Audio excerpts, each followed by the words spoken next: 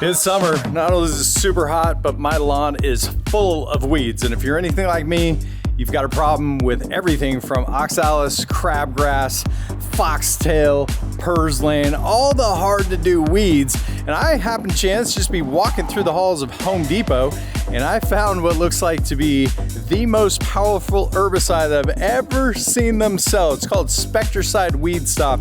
And today we're gonna try it out and see if it actually does what it says it can do. To find this on the shelf at Home Depot, it may just be the most powerful herbicide that I've ever seen on the shelves, and I was shocked to see how many people were just walking by it and buying one of the competitors' products. Now, the competitors' products, they have 2, maybe 3 modes of action at best. The Spectracide has 4 modes of action, meaning how it's going to enter into the plant and how it's going to kill it. Now, the best part is, the product is good for most types of grass. So if you've got zoysia, fescue, Bermuda, Kentucky bluegrass, perennial rye, or turf type tall fescue, you're gonna have no problems using this type of product. Now, it's designed to kill the weeds and not the lawn. And they added in an additive to kill annual grasses. So if you've got an annual grass like, say, nutsedge or crabgrass, it's gonna get rid of it. Now, I planted this grass about a season and a half ago, and at this point, I'm starting to see some biennial weeds throughout the entire cut. I've got some spurge here, which is really difficult to get rid of. I've got just a couple of dandelions, and the majority of them are actually on the edge of my lawn. I've got other weeds throughout the cut. I've got a little bit of white top that we're gonna be able to test it on, and I've got purslane, which is also very difficult to get rid of. It's your vegan tossed salad right here. Now, the one thing I absolutely love about this combo is it kicks the crap out of morning glory. And this section right here is gonna be our best test area because it's actually creeping in and near the lawn. So we've got a good testing site for just about everything you can think of. I've even got some common mallow over here. Oh, perfect. Look at all this morning glory that just crept into my Kentucky bluegrass. So this is gonna be an awesome test. Got a little bit of plantain here as well. And so we've got just a little bit about everything. Okay, now that we've got it all calibrated, it's time to slay those weeds, baby.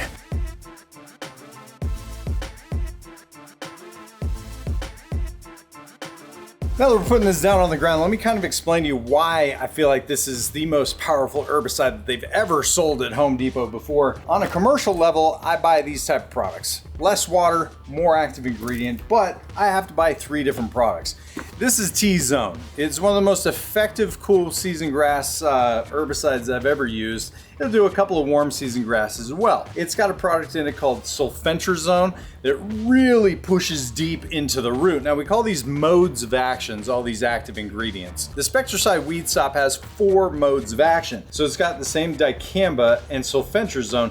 It just lacks the triclopyr in it, which is more of an herbicide slash surfactant. It also includes the surfactant methylated seed oil, which goes together with a product called quinclorac. Now, your quinclorac is for your annual grasses, which is a different mode of action. So between the quinclorac for annual grasses, the dicamba, the sulfentrazone, and the 2,4-D, we have 4 modes of action, which is reason why it hits up to 470 different types of weeds. But let's go check out our 5-day results. Now I'm excited to show you these results, but I need you to understand it's only been 5 days. A lot of these modes of action, meaning the active ingredients, will take up to about 2 weeks before they're at their most effective point. But check this out. Now this is actually fantastic results. You'll notice the before, and now we have the after. They are clearly sick. We've got a ton of discoloration going on, and I love to see kind of that corkscrewing happening. And that's the spurge, which is one of the most difficult ones everywhere that we sprayed it. The clover is also in a state of dying, and clover is also one of those hard to do. We have a lot of shriveling, we have a lot of things going on. Now we're gonna move over to the purslane here real quick, and purslane is a really tough to do plant, but look at the discoloration in that. No vegan's gonna wanna eat that plant. No siree. Moving on over here where we sprayed that massive broadleaf that we had here. He's not doing too good. We have more broadleaf here. The dog fennel that was over here, it's just shriveled up and it's gone.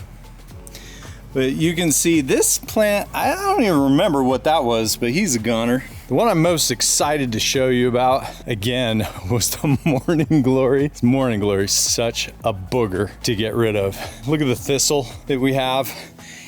He's all had better days. Look at this guy right here. I can't even remember what this thing is called. He's seen better days. But again, let's go over to the Morning Glory and look at the burnout that we had on this. This is what I was telling you about that quinclorac. Quinclorac for Morning Glory, oh my gosh. How fast acting is that? Moving over here, this is the other pieces of Morning Glory that we had sticking out. Those are completely fried out. And look at the common mallow. Oh my goodness. And then we had more of the thistle that is just cooked. And then moving over here, we had that plantain that we had in the middle of the lawn, and can't even find it. Look at this.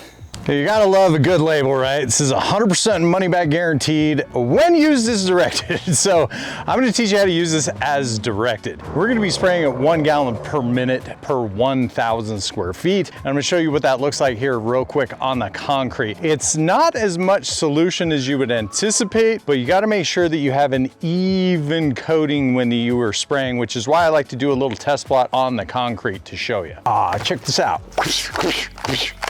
A couple of things I learned about this product when I was unboxing and opening it is, number one, it's got 3 different settings on the actual wand. One is for pin stream, which is fantastic for cracks and crevices. We don't want to waste additional product. It's got 2 cone settings. One is a medium width and one is a broad width. The only thing that matters is that we get an even distribution across the plant. And again, when we're calibrating, we don't want it too wet. We want it just right. Let's look at what that looks like. This is what we want it to look like.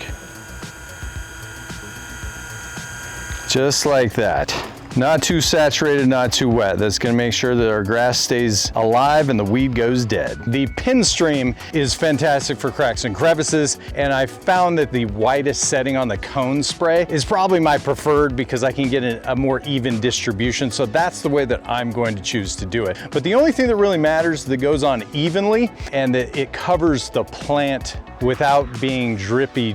You put too much on it, you're gonna kill the grass and the weed. You put too little on it, you're gonna end up not killing either one. Now, obviously the Spectracide Weed Stop, it's super functional, but I wanna go over a couple of rules with you first. We got 1.3 gallons. We spray about 1 gallon per 1,000 square feet. You get about 1,300 square feet out of this product. But what is not clearly communicated is this. Although we're spraying 1,300 square feet with this product, this is for weeds that are fairly immature, that don't have a maturity rate past, like for crabgrass instance, the second tiller, very small weeds. So the bigger the weed, the more that you actually have to spray. So out of this bottle, since I was spraying some of the bigger weeds, I'm only gonna get maybe 500, 700 square feet out of this. But let's check out the results for the crabgrass. I think you're gonna be pleasantly surprised on this too. Now, commonly, you're really not gonna see a huge difference in crabgrass for about 2 weeks. But here we are. And crabgrass typically starts turning purple right before it's about to die, and you can see it is fairly sick. We've got some white speckled points on everything, and everything is in a state of die out. So all this is being translocated through the roots. I know a lot of you guys are watching some of those commercials out of there, like the old Roundup commercials where the weeds just disintegrate and magically disappear. It doesn't work that way.